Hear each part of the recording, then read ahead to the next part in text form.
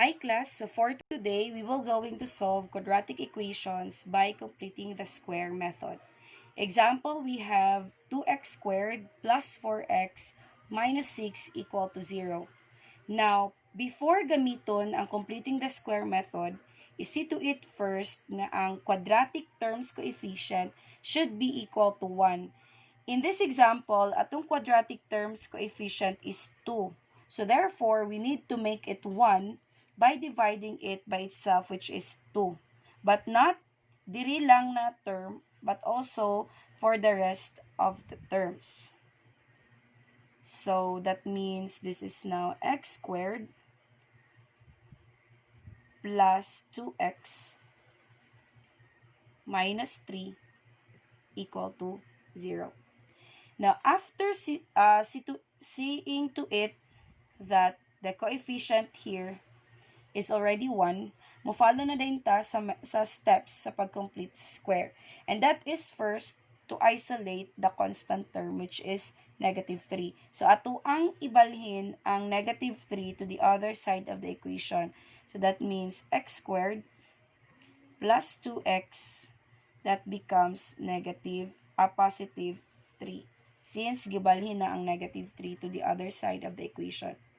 Now, since completing the square method man ta, naatay dapat i-complete, making this or making a perfect square trinomial, making this a quadratic expression be a perfect square trinomial.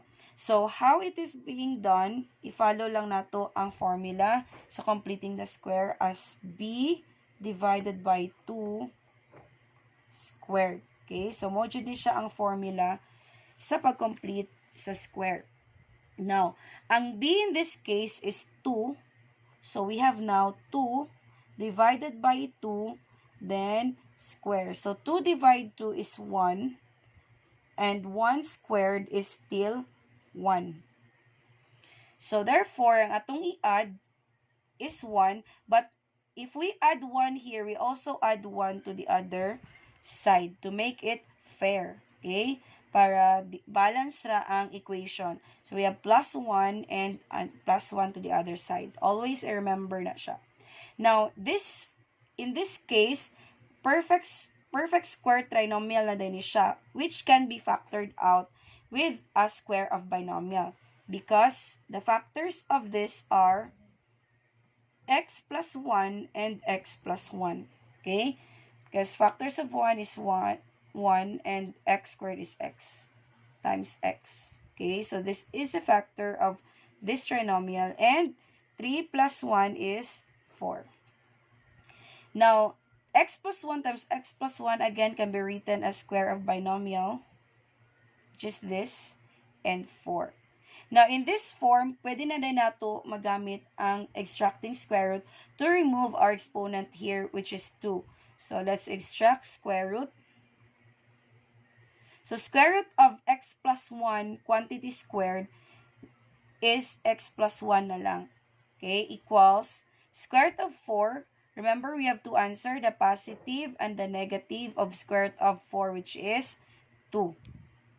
Okay, now to get the value of x, ang kaning 1 atong i-transpose to the other side, making it, okay, x, the positive 1 will become negative 1, and then copy plus and minus 2. So, to get the final answer, we have, since natay dua ka sign, so we have two final answer. So we have x. First answer of x is negative 1, then we use plus 2. And the other answer of x is negative 1, then the minus 2. So, the first answer is negative 1 plus 2. So, we have positive 1. And the second answer is negative 1 minus 2. We have negative 3. So, we now solve the quadratic equation using completing the square method. So, again, to recap, first is isi-to-it nga ang quadratic terms coefficient is 1. Then, next is i-isolate ang constant, transferring to the other side, and then complete the square using the formula b over 2 squared. And then after that, extracting square root, mo follow ang extracting square root to remove our exponent 2. And then, okay, we follow na dahil simple algebra. Okay, evaluating this. So we have x sub 1 and x sub 2. So that's how we solve quadratic equations by completing the square method.